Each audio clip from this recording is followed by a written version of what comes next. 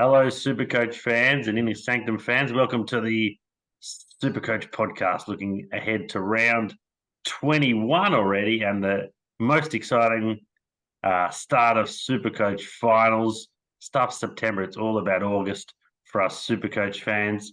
Mick, how you doing? Tell us how your team went and also how you're looking for finals in any of your leagues, mate. Yeah, good, mate. The team went fairly well. I had a 25-51 this week, 25-57, which was good enough for 3 out of 4 league wins. And one of them actually got me into just make me sneak into the finals in my money league. Actually, at the expense of one of my best mates, which pleased me no end. So that was extra sweet. So it was a good score, 25-57. Leading to the finals, I've only got 2 trades. I am technically full primo, but I've only got guys like Isaac Heaney in my team, and so whether you could still call it a full primo team, I don't know. But 2 trades to cover 4 weeks of possible injuries. I think I might be struggling leading into that last week. We'll just have to wait and see how we go. Nice one. And Dan, mate, how are you looking come finals time? Not fantastic. The team's been on a bit of a downward trajectory the whole season, if that's possible. Only 2,400 this week. Every pod basically failed. Callum Mills. Well, we'll come to the rest of them, but there was some absolutely stinking results from those guys. And look, if we're counting Heaney this year as a premium, I'll take Taron Thomas and Harry Himmelberg. that's my full premium team. It's shocking. It's not good. Yeah, I managed 25-50, which is pretty good for my makeshift side, I feel like. But yes, my full primos of Alex Cincotta. He's a primo apparently. So yes, plugging holes, but that's all right. I've got 1 trade left. Don't really need it. I'm only in 1 league that matters now for money. I'm in the top 8, so we'll see how we go. Let's look at Gary's and Nathan's back at round 20 because that's what all the fans love seeing the most. I'll start with you, Dan. Who you got for us? So look, I'm going to give this guy a bit of love because he's been 1 or 2 of our Nathans throughout the season, and that is Will Day, 118 points. He's just sort of been that player, and again, I'm counting as a premium. He's not a premium, but I'll count him. The last couple of weeks he's been pulling out a few hundreds. He gets a lot of the ball, which has been great. And then look, my Nathan. He once taunted the opposition that he was playing. In fact, where's Dylan Shield? We're just going to put that up there. But he once taunted the opposition. And on Saturday night, this guy was afraid of getting the ball. I don't know what was going on. I don't know what was going on with you, Luke Parker. But 45 SuperCoach points. Your mate in the middle, Callum Mills, wasn't much better. Absolutely insipid performance. Yes, indeed. I know Mick had Lukey Parker up last week. I think as he's Gary. Who you got for us this week? I did. It's amazing. He's gone from a 155 to a 45 in the space of 7 days. But anyway, so Nathan this week, if it wasn't Parker, it'd probably have to be Timmy Taranto, who's had another pretty poor score, only a 75, which for a guy who's averaging 111 for the year, the 75 is a bit of a letdown. But, he's not really a pod, I don't think. I'm not sure what his ownership is. It's got to be at least over sort of 40, 45%, I'd say. So didn't really affect probably too many people in their matchups. And I think this big fella's got to get my go for the week. Another huge score of 163 from Big Timmy. So he keeps pumping out these massive numbers. Oh no! Timmy's taking a specky over his head. Oh no! Timmy's revenge. Timmy's revenge. Taranto's revenge. Sorry, boys. Back again. It's okay. Happens every couple of weeks. We love it. Yeah, it does. It really does. I don't know what's going on with this bloody computer. It's probably the user actually. So Big Timmy, yeah, he's pumped out some huge scores this year. Another 163, and I had him. I didn't have him as my advice. I decided to go with Dacos on the Friday night, and ended up loopholing into Dunkley. He's 133. I didn't loophole him. I ended up going with Dunkley as captain, who got 133, which was good enough. So yeah, Timmy English champion. Great season.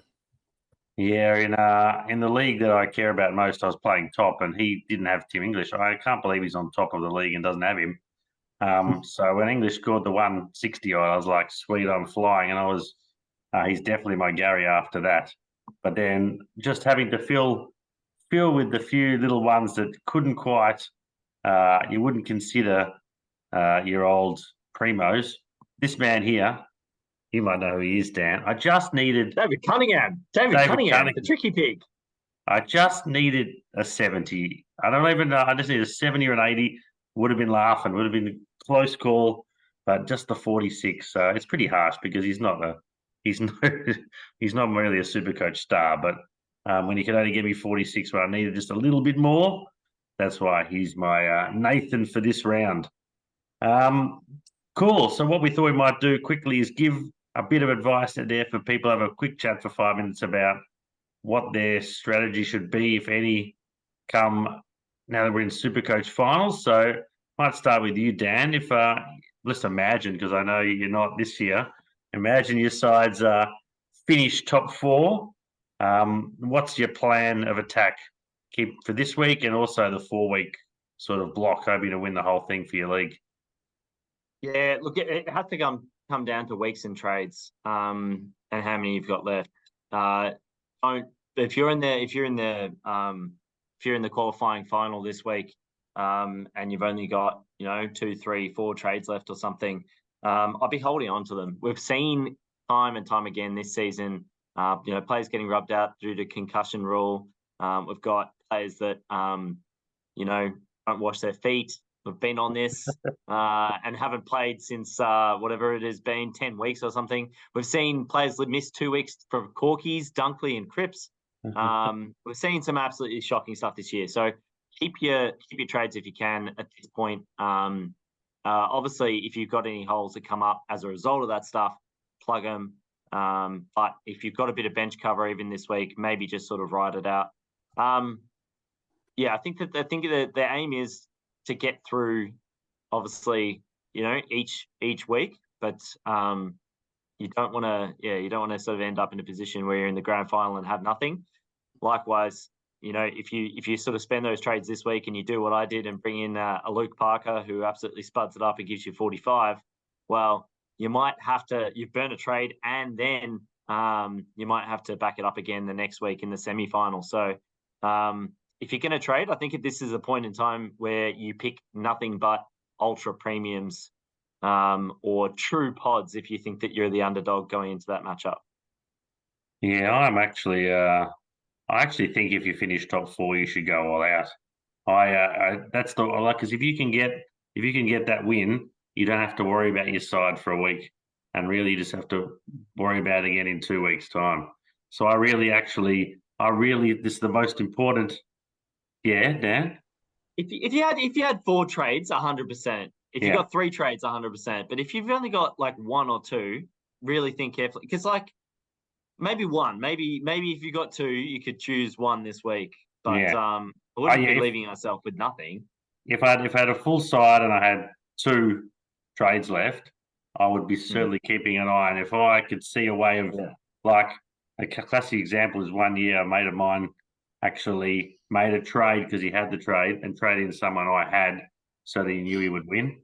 So you could actually, if you've got the ability to burn a trade to make sure you get the victory or to give yourself more likely halfway through the round, that's certainly something to consider. If you can get through this one. Yeah. I've done the same thing. You're exactly right. And looking at it, you go, oh, okay, we're heading into the last game. And it's, for me, it was quite a few years ago. It was Pendlebury versus Steel Sidebottom. I had Sidebottom. They had Pendlebury. I brought in Pendlebury. And I also that was the year that Judd did his ACL. And I brought him in to sit on the bench as a bit of a triumph as part of the team of the year. But It's good point. Good point. Yeah. If you can nullify the opponent, it's also a good use of a trade. That's it. And Mick, what about if you, for those of us who finished 5th to 8th, what's your advice for those who are out there? It's and that's exactly my position in all three of the leagues that I've made finals. I'm in that 5th to 8th bracket. So it's a must-win game this week. And I do only have 2 trades, and I've only got about 10 grand in cash. So if I wanted to upgrade to a better player, I'm gonna have to burn both trades. I think I'm just gonna not trade this week unless there's a late out, in which case I'll have no choice but to do that. My bench cover's just nowhere near good enough. But you can try and bank all these stuff all you want if you make it, to try and make it to the grand final, not use trades. But then if you get knocked out, your trades are useless. You know what I mean? So if I get knocked out this week, I've still got 2 trades sitting there. I'm definitely not going to challenge for the big money. I'm sitting at about 17,000th place. So it's I'm going to have to just keep an eye on the teams, and if I do need to make it burn one trade this week in order to be full primo on the field, I'm going to have to do that. But I'm going to try and avoid it at all costs if I can. So yeah, I reckon if you finish 5th to 8th, you're probably not. There's not too many who win SuperCoach from 5th to 8th, to be honest, unless the blokes up above have lost trades galore and run out, and you've got plenty. To win 4 finals against 4 blokes or chicks or whatever, SuperCoach fans out there who are just as good, if not better sides than you need luck and trades galore. So if you've only got a couple, my theory is just go down swinging. You might as well try and get through one, see what's there. What about you, Dan? Yeah, no, exactly right. I mean, the only thing that we sort of know about SuperCoach as well, and the weird way that it works out is it's a week by week proposition, and sometimes you can end up with some pods that pull out absolutely crazy scores where your team may have finished 8th, but all of those guys that have been the premium team the entire year start I don't know, playing poorly. It does happen. If you look at the breakdown across the season of points scored, you'd assume your top 4 are going to be the top in the league, but there's always one sneaky person that's snuck by, and they've got away with like easy wins where they've played someone and they've had their worst week in the year or something against them, and they've ended up winning. I don't know. It's a tough goal, isn't it? That's it. Well, I guess to all those out there, good luck. Keep a close eye, like we said, on your direct opponent, what they're doing, what their vice captain is. You might want to stick with a different vice captain as well, that they don't have in their side, just to see if you can get a one up there. If your vice captain dominates, you could then you'll be all good to go. Best of luck. Simple as that. Not that I have to worry because I finished 15th in the league I care about the most, so not a problem. What we'll do now is we just continue on with our season reviews and our awards. We did 3 sides 2 weeks ago and 3 last week. This week we've got for you the mighty Adelaide Crows, the Tigers, and North Melbourne. So I might start with you, Dan. I think you're going to have a look at the Tigers for 2023. Yeah, so looking through the Tigers team, I think that everyone's pretty aware of the number one standout. The MVP has to go to a guy that this week got a Nathan, and that is Timmy Taranto, averaging 111.1, 5 scores above 120, also low scores of 72, 75, and 84. I think we've said it time and time again. I'm sure Kane Corns has said it about 100 times, but this guy on the weekend, 24 disposals, went at 54% disposal efficiency. If this guy could hit his foot with the ball, he would be scoring absolutely monster scores. Biggest surprise for this year, I'd have to go. There hasn't been that many surprises within the Tigers, but last couple of weeks anyway, the spotlight goes to Ivan Soldo. Got up 112k. Averaging 104.5 in that sole ruck roll with Nankervis out. He's pulled out scores of 85, 126, 79, and 128 from the 4 games he's played. And he could be moving on from Tigerland in 2024. So he may be a cheap ruck option next year, wherever he ends up, especially if he ends up at a team where he's the out-and-out sole ruck. he could score some points for you. Gets let down. I'm going to go with Jacob Hopper for that. And I personally didn't bring him in at the start of the year for the same reason that I wasn't going to have Tim Taranto, because I thought that overrated in terms of disposals. And Jacob Hopper, well, he's proved me right. Averaging 85.2, only 3 scores above 100 out of 13 games. Low scores of 43, 67, 70, and 71.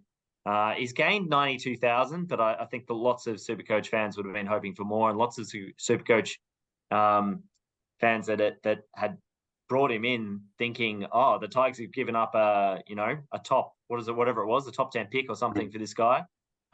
He's going to be something special. Well, I think the Tigers have really wasted that one. And my last one for the 2024 lock. I really don't see anyone.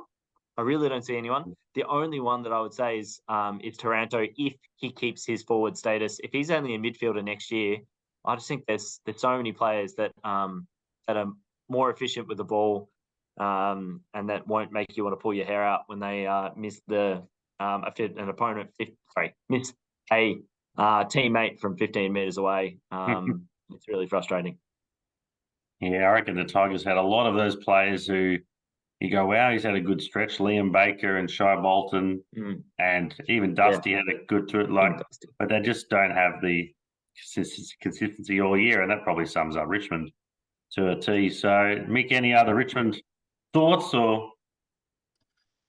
Pretty well covered off there by Dan. There's guys that I started the season with, Jacob Short, and Jaden Short. Jaden Short. Sorry, yeah, Jacob. Jaden.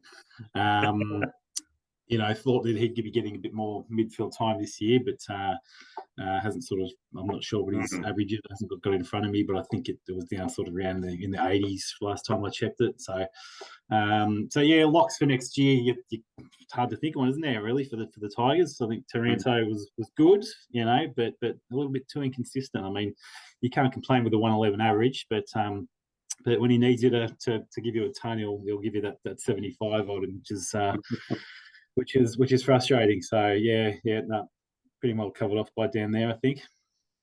Nice one. We might flick over to the Crows, which is who I've been having a look at. MVP. 5 weeks ago, you'd go definitely Jordan Dawson. Rory Laird has certainly come home strong, but I think given Jordan Dawson's absolute consistency, I was looking at his scores. He's had one in the 70s, one in the 80s, a couple of 90s. The rest have been over 100. He's the 5th ranked player in SuperCoach. He has been absolutely phenomenal. Is he a lock in 2024? If you're the 5th highest player, probably. Is he going to be, if he's a defender, 100%. Lock him in for sure. I think he's probably played too much midfield time to be a defender as well next year. So he might be the sort of 5th or 6th midfielder you end up with, and you probably only start with 4 primos in the midfield maybe. So he mightn't be quite a lock, depending how much you love the Crows. So yeah, he's definitely the MVP for the season. The one there's a few that lost a lot of money, a couple of 100,000, but the one for me is the sort of surprise downer is Ben Keys. I was on him all last year. He averaged 100 last year, but just dropped off towards the end of last year, and that has just plummeted with his forward status really, and not really playing much midfield time. He's lost 70k, averaging just 82 for this year. I think he's had a couple of good games of late, but just not what people would have expected. A lot of people would have started with him, I reckon, assuming that he would be continuing what he did last year, but he's dropped right off. Ones to watch, that was a struggle as well. I came up with Chase Jones, only averaging 75 this year, but he was only averaging 48 last year. So he's gotten a few scores in the 80s, a couple of hundreds. The last couple of weeks have been a bit of a downer for him, but there was a few, I reckon about 8 or 9 weeks ago, a few people were thinking, oh, Chase Jones had a good few weeks. Let's bring him in. I would just watch him. If he gets some more midfield time, another preseason, But more midfield time in the preseason is what I meant to say, and he pushes up towards the averaging 100. He'd certainly be worth thinking about, but none really stand out aside from deciding whether you want to go with Dawson or Laird or both or neither. Not a hell of a lot that overly is lockable for 2024. That's my thoughts on the Crows. Dan, any other thoughts on the Adelaide boys? Yeah, I agree. I think Chase Jones is a massive tease. He's one of those players that you go, oh, he's got a decent sort of disposal. That sort of 15, 20 meter like kick always hits the target. Does some good things, got a bit of pace, but he consistently lets you down. Like you're looking at him for a period of weeks and you're going, oh, that's good, and then he starts sub or gets dropped or something. I don't know what's going on with Chase Jones. But there was a couple of years ago where they'd moved him to like a halfback, and I was like, oh, could he become the new Rory Laird, given that Laird moved into the middle? I think he lasted about 2 games in that position and then got chucked out. He came back as a midfielder and got a bit of midfield time.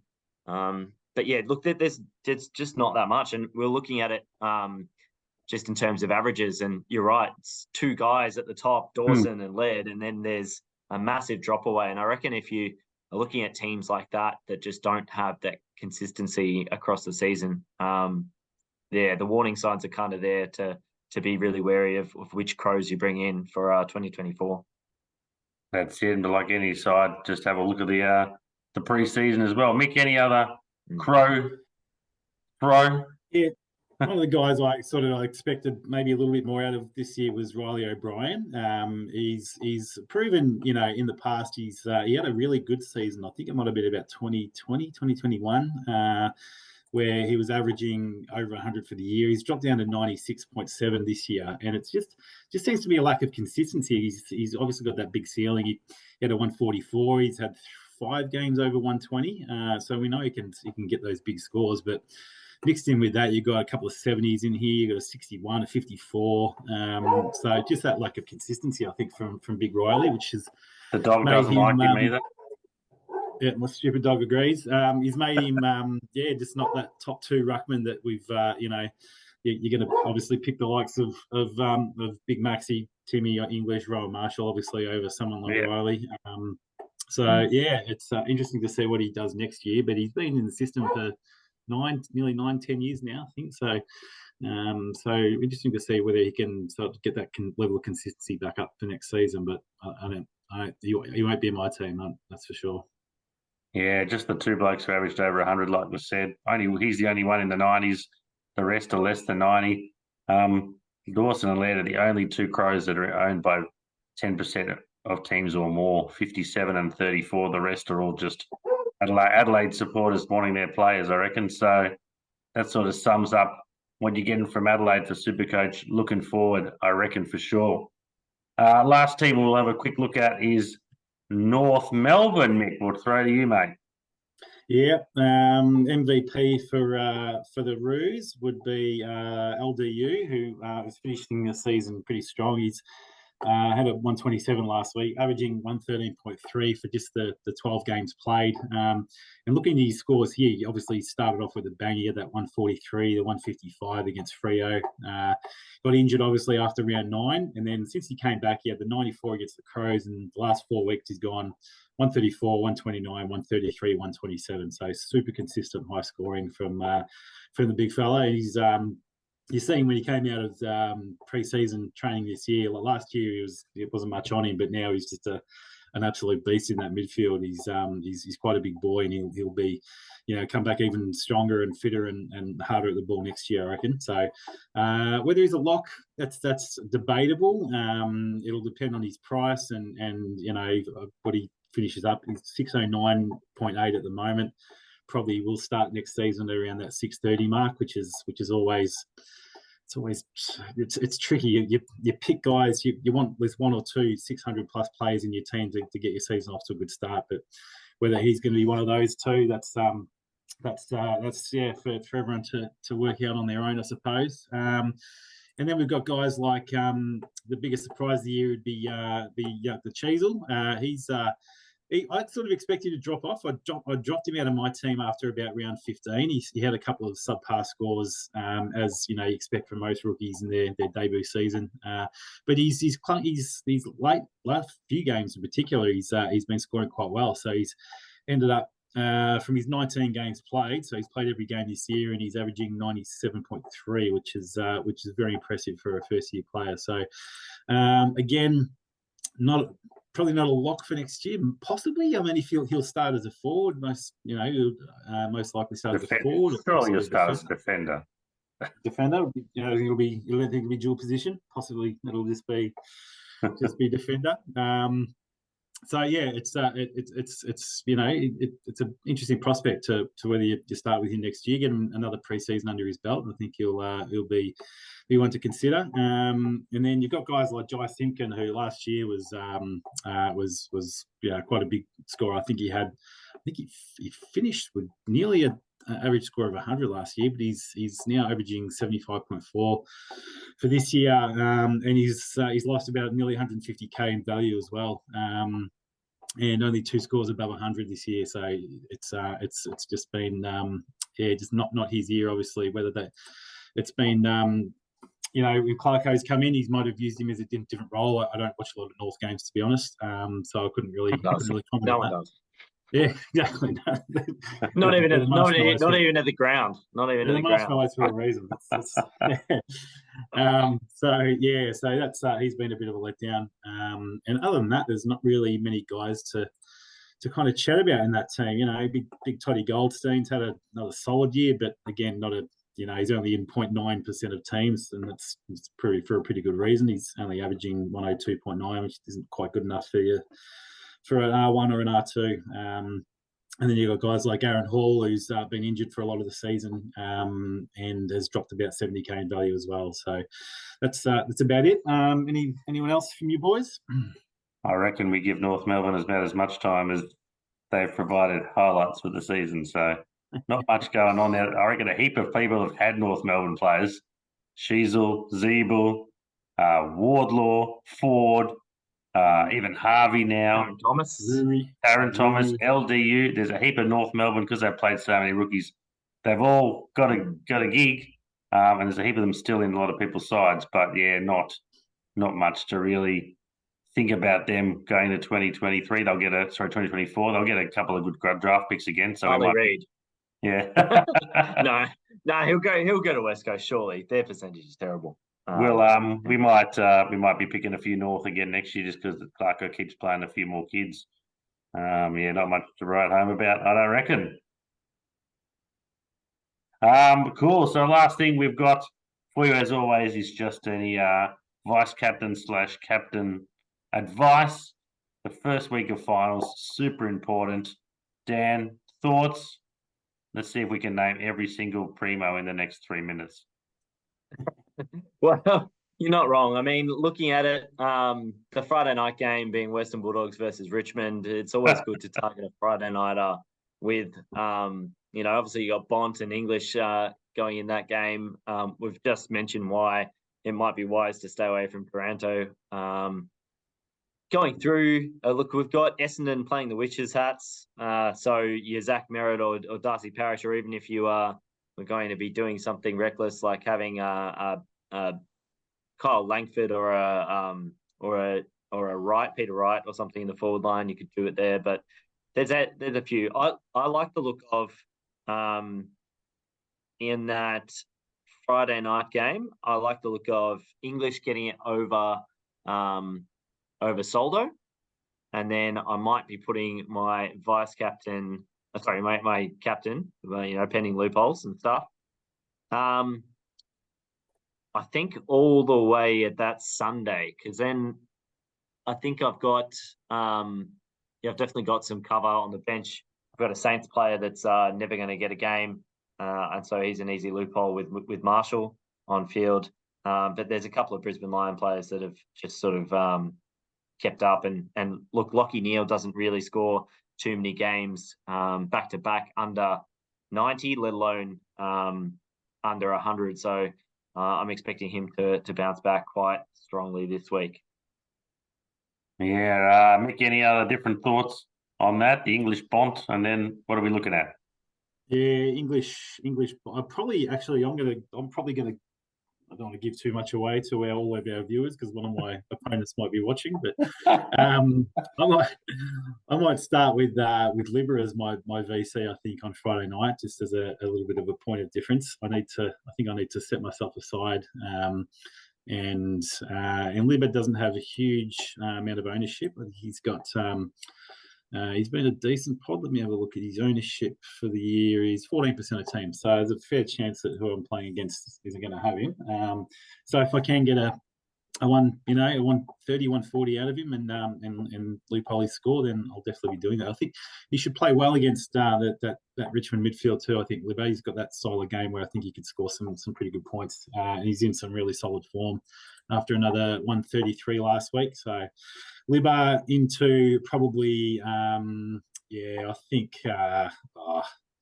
take your pick really. This time of year, you've got so many options. When your team's nearly full primo. That's it. Again, it's you play your opponent, and when you're playing 3 different leagues at once, though, you've got to pick which league means the most to you, and play the man off the ball. So yeah. That's it. Libba was my captain last week, so that was handy. The 133. One I'll throw at you is that last week, all the Freo midfield against Geelong's young, injured midfield scored well. So this week, Butters, it doesn't matter to me anyway. So I might give him a crack as captain and he'll light it up. We'll just get mauled in the middle like we do every single week, the Cats, and then hope our defence can keep us in the game. So just one to consider. Dawson and Laird should also kill it at home against the Suns. So plenty to choose on. We named every primo nearly. We didn't name Dacos, but he's had a couple of lower sort of scores, so he'll probably score 150 against the Hawks. Why wouldn't you? Plenty to choose from. Good luck to everyone with their SuperCoach finals this year, wherever you may have finished and whoever you may be playing. Thank you for watching those that are still hanging around. Thanks to you boys again for this week. Check out Inner Sanctum's website, and we'll be back for a couple more weeks to go. Cheers, boys.